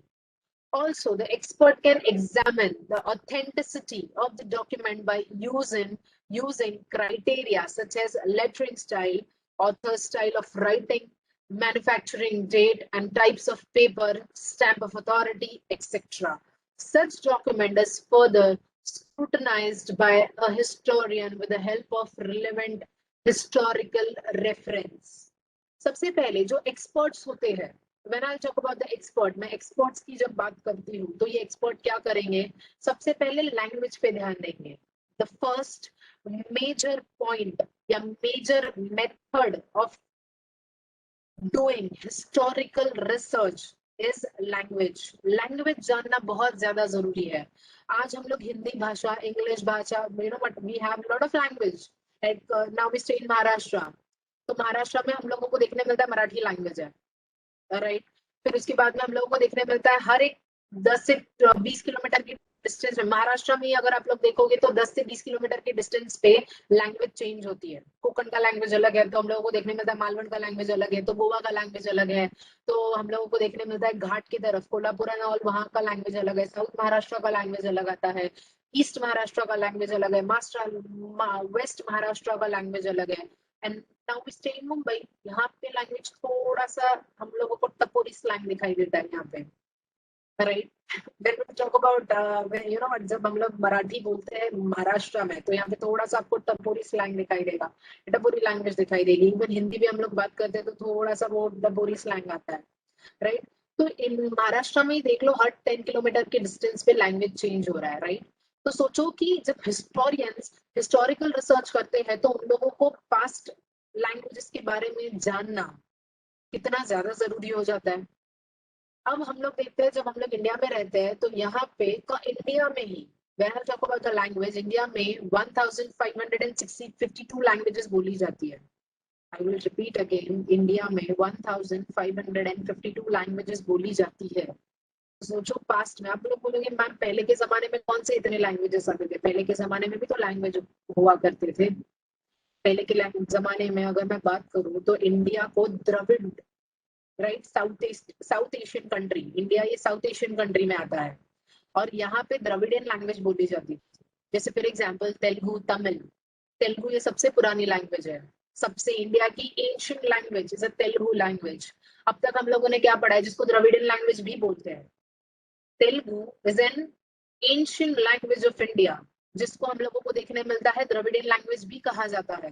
Tamil, Tamil के बाद आता है फिर हम लोगों को देखने मिलता है संस्कृत लैंग्वेज, संस्कृत के बाद में आता है ब्राह्मणी लैंग्वेज, ब्राह्मणी लैंग्वेज के बाद में आता है मोडी लैंग्वेज, एंड मोडी लैंग्वेज के बाद में हम लोगों को देखने मिलता है Devanagari, that is Hindi language came into being, right. ये तो मुझे हम लोगों को देखने मिलता है 800 से 900 साल हो गए हम लोग हिंदी लैंग्वेज का इस्तेमाल ज्यादा कर रहे हैं, राइट। तो आप लोग बोलोगे मैम 800 साल बहुत ज्यादा हो गया टाइम। मैं सिर्फ बोलूंगी क्योंकि तेलुगु लैंग्वेज उससे भी ज्यादा पुरानी है, तमिल लैंग्वेज उससे भी ज्यादा पुरानी है, संस्कृत लैंग्वेज या फिर ब्राह्मणी लैंग्वेज उससे भी ज्यादा पुराना है, हजारों साल पुराना है। तेलुगु लैंग्वेज हम लोगों को देखने मिलता है 5, 6, 7 हजार साल पुरानी लैंग्वेज है। कभी हम लोग ने उस लैंग्वेज को इम्पोर्टेंस ही नहीं दिया, राइट। सबसे पुरानी लैंग्वेज वर्ल्ड की अगर मैं बोलूंगी तो that is a Telugu language, और हम लोग खुद इंडिया से बिलोंग करते हैं, रियली डोंट नो। तो इसीलिए हिस्टोरियंस की जब हम लोग बात करते हैं तो हिस्टोरियंस को पुराने सब लैंग्वेजेस के बारे में या लेटेस्ट जितने भी लैंग्वेजेस है उन सब लैंग्वेजेस का इंफॉर्मेशन अपने साथ रखना बहुत ज्यादा जरूरी है। Script of historical document, script पुराने जमाने के स्क्रिप्ट, पुराने जमाने के डॉक्यूमेंट्स इन शॉर्ट, राइट। तो पुराने जमाने के जितने भी डॉक्यूमेंट्स हैं वो स्क्रिप्ट को स्टडी करना। अब पुराने जमाने के लैंग्वेज में और अभी के लैंग्वेज में बहुत डिफरेंस है, राइट। जैसे हम लोग ये बोलते हैं कि as per the Hindu mythology, as per the Hindu tradition Ramayana लिखा गया था या महाभारत लिखा गया था। आज रामायण हम लोग अगर पढ़ेंगे तो हम लोगों को प्रॉपर संस्कृत भाषा में दिखाई देगा, महाभारत जब पढ़ेंगे तो हम लोगों को संस्कृत लैंग्वेज में दिखाई देगा।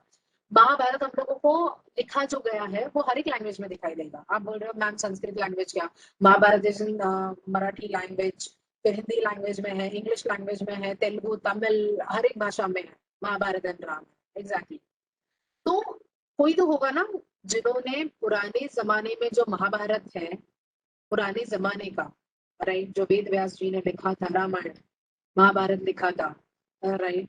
वाल्मीकि दास ने रामायण लिखा था, वेद व्यास जी ने महाभारत लिखा था। तो वो जो है किसी ने तो स्टडी किया होगा, रीड किया होगा, उस लैंग्वेज को समझने की कोशिश की होगी, उस रामायण और महाभारत के स्क्रिप्ट को समझने की कोशिश की होगी।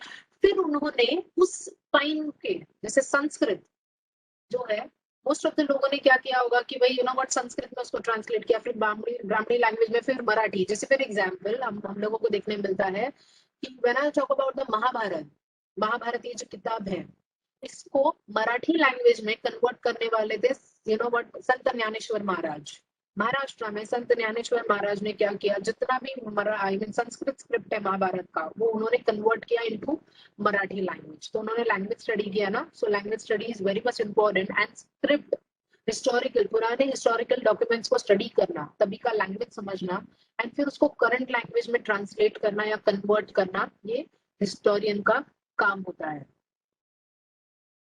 नाउ अब ये जितने भी हिस्टोरिकल डॉक्यूमेंट्स है उनको क्रिटिकली एग्जामिन करना। एक्सपर्ट क्या करते हैं, उसको एग्जामिन करते हैं। एग्जामिन मतलब प्रॉपर स्टडी करते हैं उसका।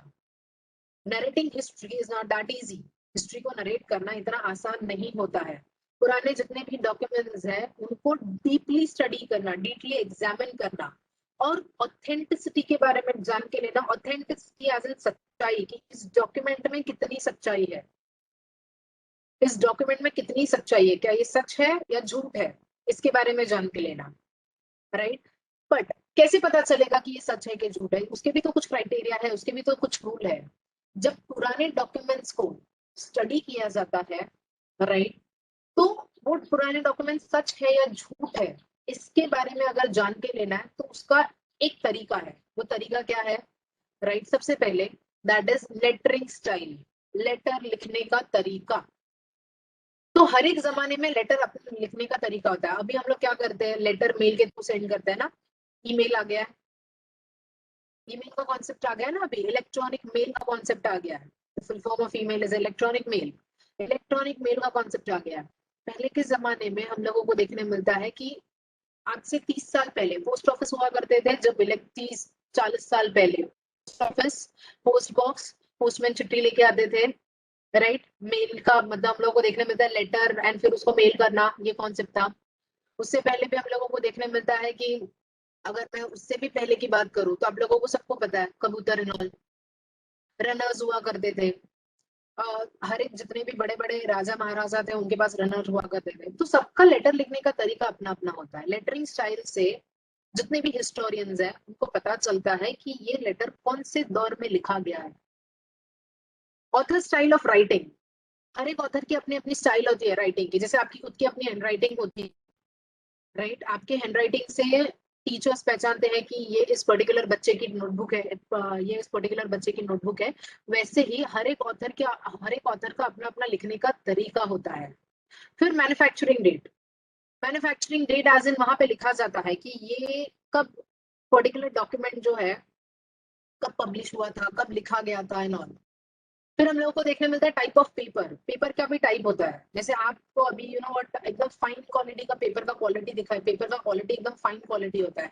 तो पहले के जमाने में पेपर थोड़े से येलोइश कलर के थे, और उससे भी पहले अगर मैं बात करूंगी तो पेपर थोड़े से पेल येलो कलर के थे। Pale yellow colour as in you know but somewhat dark yellow, हल्दी का जो लाइट हल्दी का कलर होता है ना वैसे, या हल्दी का मतलब हम लोगों को हल्दी का प्रॉपर कलर दिखाई जो देता है ना, उस कलर में पहले पेपर हुआ करते थे। तो पेल येलो कलर मतलब क्या, आज से 600 साल पहले इन पेपर्स का मतलब, ये आज से 500 साल पहले के ये पेपर्स है, आज से 300 साल पहले के ये पेपर्स है, राइट। ये हम लोगों को देखने में मिलता है कि नॉर्मल अगर आपको डस्टी कलर दिखाई देगा तो डस्टी कलर मतलब आज से 100 साल पहले के ये पेपर्स है। और एकदम प्रॉपर प्योर व्हाइट कलर के पेपर मतलब ये अभी के जमाने के पेपर है। और उससे पहले कपड़े का इस्तेमाल किया जाता था, उससे पहले पार्चमेंट का इस्तेमाल किया जाता था। ना what is a parchment, parchment जानवरों के स्किन का इस्तेमाल किया जाता था। जानवरों के स्किन जो हुआ करती थी, जो जानवर मर जाते थे उनके स्किन को प्रॉपरली पॉलिश करके वो लोग रखते थे, उसके ऊपर लेटर लिख के वो लोग पोस्ट करते थे, मतलब भेजते थे एक सिटी से दूसरे सिटी। तो ये पार्चमेंट है या कपड़ा है, राइट। लेटर लिखते वक्त कौन से यू नो व्हाट मटेरियल का इस्तेमाल किया गया है, जानवरों की स्किन का इस्तेमाल किया गया है, या फिर कपड़े का इस्तेमाल किया गया है, या फिर पेल येलो कलर का पेपर है, या फिर हम लोगों को देखने मिलता है कि डस्टी कलर का पेपर है, या फिर व्हाइट कलर का पेपर है। ये भी सब जितने भी हिस्टोरियंस है इसके ऊपर भी रिसर्च करते हैं। नेक्स्ट हम लोगों को देखने मिलता है स्टैंप ऑफ अथॉरिटी। तो जितने भी राजाओं ने राज किया है, हर राजाओं ने क्या किया है, अपना खुद का स्टैंप, खुद का सील बनाया है, राइट। जैसे हम लोगों को देखने मिलता है भाई इंडिया, इंडिया का एक अपना खुद का स्टैंप है। प्रेसिडेंट है, प्राइम मिनिस्टर है, हमारे होम मिनिस्टर है, सबका अपना अपना खुद का स्टैंप है सिग्नेचर का। वैसे ही जब अलग अलग राजाओं का राज चलता था तो उन्होंने अपने स्टैंप बनाए थे। राइट। तो वो स्टैम्प पेपर पे या लेटर पे देखना, ब्रिटिशर्स का स्टैम्प है, मुगलों का स्टैम्प है, शिवाजी महाराज का स्टैम्प है, राइट, कौन सी डायनेस्टी है, कौन सी डायनेस्टी का राज चल रहा था, उनके स्टैम्प का क्या तरीका था, तो वो स्टैम्प अथॉरिटी चेक करना। This are the few methods जिसके थ्रू हिस्टोरिकल स्क्रिप्ट या हिस्टोरिकल डॉक्यूमेंट को एग्जामिन किया जाता है, स्टडी किया जाता है, एंड फिर पता चलता है कि उसमें कितनी ऑथेंटिसिटी है। तो there are like you know what हम लोगों को देखने मिलता है, बहुत सारे तरीके हैं, बहुत सारे तरीकों में आता है। सबसे पहले लेटरिंग स्टाइल और the style of writing, manufacturing date and types of papers, stamp of authority. ये जो तरीके हैं, इसके थ्रू हम लोग ये जान सकते हैं कि हिस्टोरिकल डॉक्यूमेंट्स जो आज मेरे पास अवेलेबल है वो कितने सच है और कितने झूठ है। तो हिस्टोरियन का ये एक तरीका है हिस्टोरिकल रिसर्च करने का और ये जान के लेने का कि जो हिस्टोरिकल डॉक्यूमेंट उनके पास अवेलेबल है वो कितने सच है, राइट, या उसमें कितनी सच्चाई है। ओके, अब तक जो मैंने पढ़ा है उसमें आपको कुछ डाउट है? Do you have any sort of doubt? कोई वर्ड नहीं समझ में आया? एनीवन? यस आई वांट कि आप लोग मुझे डाउट पूछें। एनीवन? ओके, चलो, किसी को कोई डाउट नहीं है, दैट्स गुड। मैं ये अज्यूम कर रही हूँ बिकॉज किसी ने खुद को अनम्यूट करके मुझे कुछ डाउट नहीं पूछा है। So still I am in that assumption कि आपको ये सब चीजें मतलब समझ में आई है, एंड मैंने हर एक पैराग्राफ को डिटेल में आपको बताया तो आपको ये सब चीजें समझ में आई है। Next I will move towards this green box. मैं स्क्रॉल कर रही हूँ, हम लोग अभी इस पेज के एंड पे आ रहे हैं, एंड स्क्रॉल करके what I will do is मैं स्पेशली आपको बताऊंगी कि हिस्टोरिकल रिसर्च होते कैसे है। तो हिस्टोरिकल रिसर्च सबसे पहले writing of history narrative, historical narrative. तो हिस्टोरिकल नरेटिव आप लोग अपने स्क्रीन के लेफ्ट हैंड साइड पे देखो। लेफ्ट हैंड साइड पे आपको बराबर, अगर आप लोग साइड में देखोगे, थोड़ी सी अपनी नजर क्रॉस करो, आपको साइड में दिखाई देगा, वहां पे पहला पॉइंट है आपका critical examining of various source of history. This is the first point. क्यों मैं आपको ये चार्ट एक्सप्लेन कर रही हूँ? This is the flow chart और ये आपको डुअल डायरेक्टेड में आएगा। इसके आपको बहुत सारे फिल इन द ब्लैंक आ गए, राइट। इन शॉर्ट आपको ये फ्लो चार्ट पढ़ना बहुत ज्यादा जरूरी है because this flow chart is very much important. That's why मैं आपको ये एक्सप्लेन भी कर रही हूँ और मैं आपको एक एक पॉइंट एक्सप्लेन करूंगी। सो सबसे पहला पॉइंट, अब यहाँ पे नहीं बताया गया है कि राइट। तो पहला पॉइंट बताया गया है, तो पहला पॉइंट इसका क्या आता है? Critical examining of periods of history, right. यहाँ पे आपको ये बात बताई गई है। Now critical examining of various source of history का मतलब क्या है? जितने भी हिस्टोरिकल डॉक्यूमेंट है उसको क्रिटिकली एग्जामिन करना, क्रिटिकली स्टडी, क्रिटिकली मतलब एकदम गहराई में जाके word to word, point to point study करना, हर एक वर्ड का मतलब जान के लेना, हर एक पॉइंट का मतलब जान के लेना, हर एक स्टेटमेंट, हर एक पैराग्राफ का मतलब जान के लेना। That is called the critical and deep examination. What is you know what deep examination की जब हम लोग बात करते हैं या क्रिटिकल एग्जामिनेशन की बात करते हैं, तो जितने भी historical documents, if I am an historian और मेरे पास जितने भी हिस्टोरिकल डॉक्यूमेंट्स है, उन हिस्टोरिकल डॉक्यूमेंट्स को मैं डीपली स्टडी करूंगी।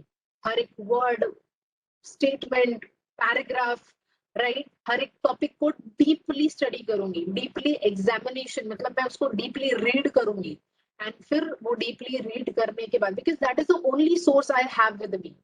As I told you, history cannot be recreated.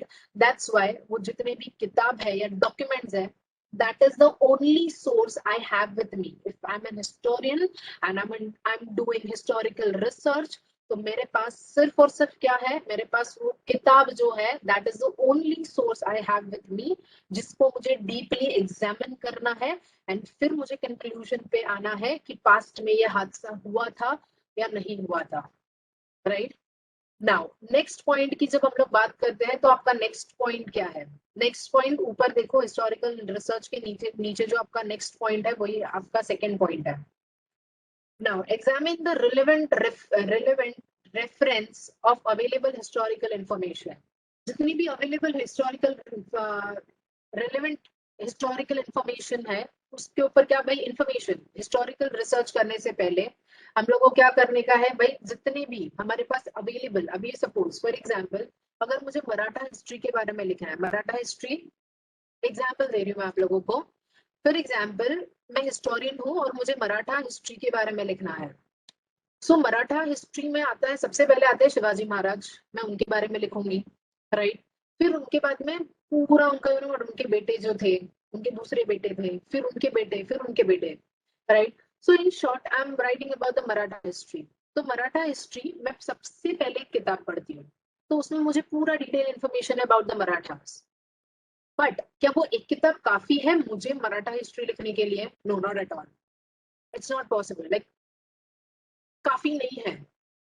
मुझे मराठा हिस्ट्री अगर लिखनी है अपने वर्ड्स में, I am an historian and I want to write a Maratha history, तो मुझे एक किताब पढ़ना काफी नहीं है। मैं सब जगह से इंफॉर्मेशन कलेक्ट करूंगी, जितनी भी इंफॉर्मेशन, जितना यू नो व्हाट मैं जितना कर सकती हूँ उतने जितने रिसोर्सेज या जितने हिस्टोरिकल डॉक्यूमेंट्स इंफॉर्मेशन अवेलेबल है वो मैं सब कलेक्ट करने की कोशिश करूंगी। मतलब ये पॉइंट क्या बताता है, right, examine relevant reference of available historical information.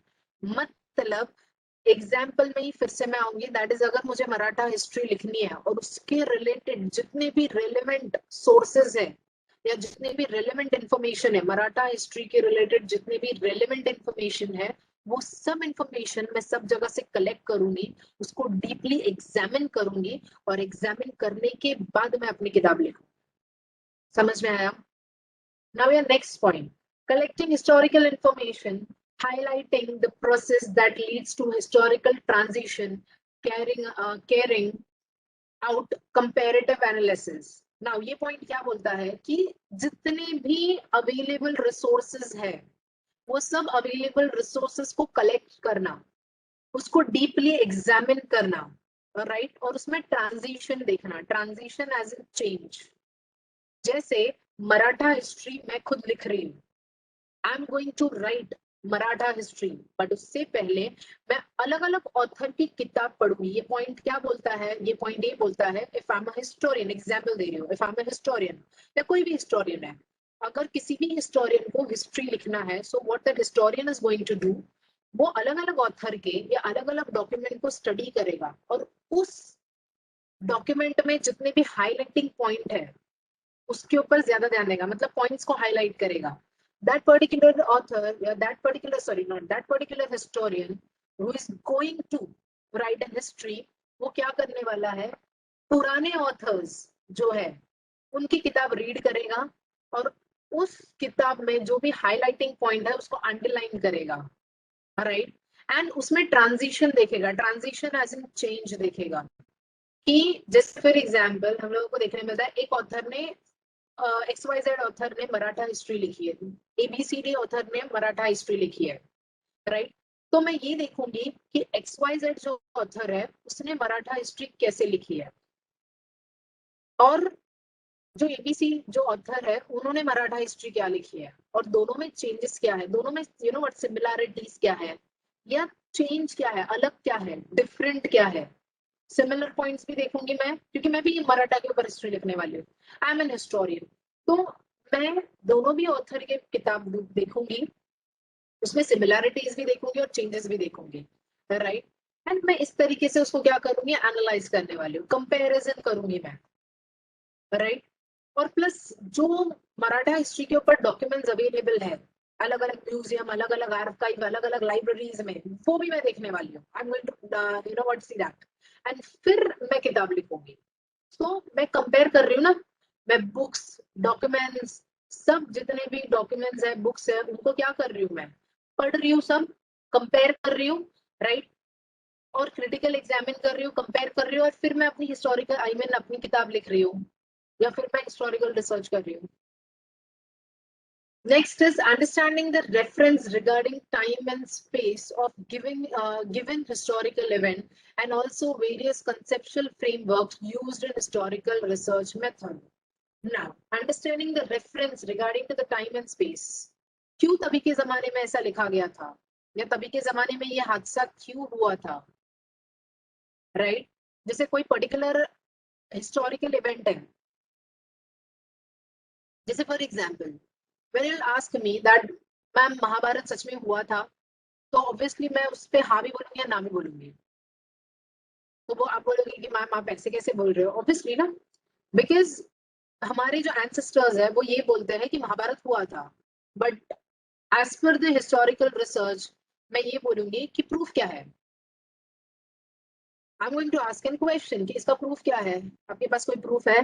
तो मॉडर्न हिस्टोरियंस यही पूछने वाले, प्रूफ है महाभारत हुआ था, रामायण हुआ था, give me a proof, right ना? क्योंकि हम लोग यू नो व्हाट उस टाइम और स्पेस के जो रेफरेंस है, जैसे फॉर एग्जांपल अगर मैं मुगलों के बारे में बात करूं तो यस, मुगल्स इंडिया में आए थे, या फिर when I talk about the Shivaji Maharaj, yes, Shivaji Maharaj ने इतने फोर्ट कैप्चर किए, या शिवाजी महाराज जो है वो हमारे, उन्होंने you know what Maratha dynasty को फैलाया था सब जगह पे, ऊपर राजस्थान तक, नीचे हम लोगों को देखने मिलता है तमिलनाडु तक एंड मध्य प्रदेश तक उन्होंने पूरा फैलाया था मराठा डायनेस्टी को, या मराठा एम्पायर उन्होंने इतना एक्सपांड किया था।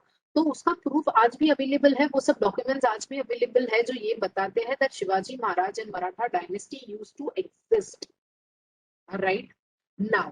सो वो पास्ट इवेंट, जैसे फॉर एग्जांपल हम लोगों को ये देखने मिलता है कि अगर मैं बात करूंगी तो शिवाजी महाराज के टाइम पे अलग अलग हादसे हुए थे, तो वो इवेंट क्यों हुआ था, राइट? क्यों वो हादसा हुआ था?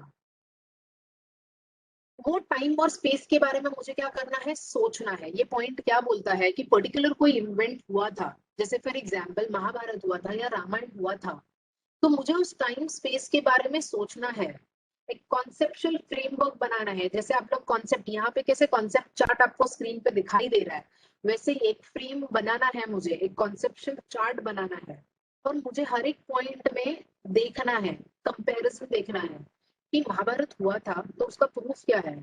तो क्या वो सिटीज, तभी के टाइम के जो सिटीज है वो आज एग्जिस्ट करते हैं इंडिया में, राइट? तो तभी के टाइम के लोग थे, उनकी भाषा कौन सी थी, उनका पहनावा कैसा था, उन लोग क्या खाते थे, उनका पॉलिटिकल सिस्टम क्या था, उनका इकोनॉमिकल सिस्टम क्या था, क्या तभी के जमाने में सच में इतने बड़े बड़े महल हुआ करते थे? अगर वो महल थे तो कहाँ पे है? अगर पांडव केव में रहते थे तो वो केव कहाँ पे है, बताओ, प्रूफ दो, वी वांट प्रूफ। तो मैं ये सब क्या करूंगी, ये तो चलो मैं ये सवाल पूछ रही हूँ, बट यू नो व्हाट मैं क्या करने वाली हूँ, जब मैं अगर for example when I am going to write a Maratha history, तो मैं देखूंगी कि मराठास की शुरुआत किसने की थी, शिवाजी महाराज ने। तो where he born and bought up, right? उनके एंसेस्टर्स कौन थे, उनके फादर या फिर उनके ग्रैंड पेरेंट्स कौन थे, उनके बारे में मैं देखूंगी। उसके बाद में व्हाट आई विल सी कि उन्होंने कितने फोर्ट कैप्चर किए। सो देयर आर 365 फोर्ट इन महाराष्ट्र, तो 365 फोर्ट में से शिवाजी महाराज के अंडर में कितने फोर्ट थे, तो उन्होंने वो फोर्ट क्यों कैप्चर किए, राइट? ये सब मैं क्या करूंगी, चार्ट बनाऊंगी, फिर मुझे समझ में आएगा कि एक्चुअल में मराठा हिस्ट्री क्या है।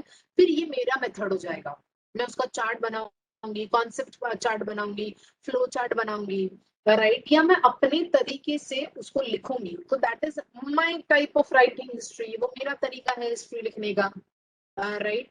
सो हर एक हिस्टोरियन क्या करता है कि उस पर्टिकुलर जमाने के बारे में, उस पर्टिकुलर पीरियड के बारे में सोचता है, राइट?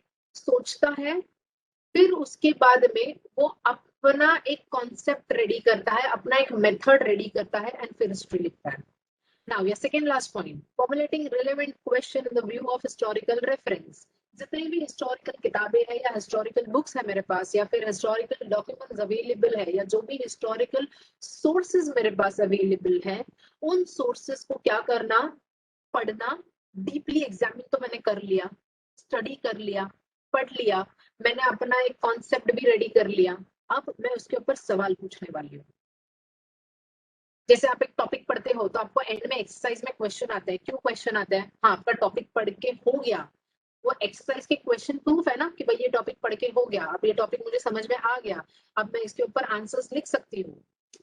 तो वो क्वेश्चन इसीलिए दिए गए ना। वैसे ही जब भी हिस्टोरियन कोई भी हिस्टोरिकल रिसर्च करते हैं, in that case what this people do, हम लोगों को ये देखने मिलता है कि वो लोग क्या करते हैं, वो लोग बेसिकली हम लोगों को देखने मिलता है कि वो लोग क्वेश्चन अपने दिमाग में क्वेश्चन बैंक रेडी करते हैं, और क्वेश्चन बैंक रेडी करने के बाद में, राइट, उन लोग सवाल I mean you know what and conclusion पे आते हैं। अब उनके दिमाग में क्वेश्चन रेडी हो गया, अब वो लोग आएंगे एंड कंक्लूजन। एंड आपका लास्ट पॉइंट वही बताता है, फॉर्मुलेटिंग हाइपोथेसिस, या last point of this flow chart. इसके बाद मैं लेक्चर वाइंड अप करूंगी, खत्म करूंगी मैं, right. So this is a point of your lecture, that is formulating hypothesis. Formulating hypothesis का मतलब क्या? assume करना, it's just like assumption। आपने जितने भी हिस्टोरिकल डॉक्यूमेंट्स है, हिस्टोरिकल रिसर्च कर लिया, हिस्टोरिकल डॉक्यूमेंट्स को डीपली एग्जामिन कर लिया। सबसे पहले तो हिस्टोरिकल डॉक्यूमेंट्स कलेक्ट किए, जितने भी सोर्सेस थे, वेरियस सोर्सेस थे, उन सोर्सेस को कलेक्ट किया, उसको डीपली एग्जामिन किया, उस टाइम और स्पेस के बारे में आपने इमेजिन किया, अपना एक मेथड बनाया, फिर आपने अपने दिमाग में क्वेश्चन रेडी किया, and after that formulating in hypothesis. Formulating in hypothesis as an हम लोगों को देखने मिलता है अपने दिमाग में यू नो व्हाट कंसिडर करना कि ये जितने भी सोर्सेज मैंने रीड किए हैं, that sources you know what, ये जितने भी मेरे पास सोर्सेज थे या जितने भी मेरे पास यू नो व्हाट बुक्स थे, उन सोर्सेज को मैंने स्टडी किया है, एंड वो सब सोर्सेज जो है वो सच बता रहे हैं, एंड इट्स ट्रू।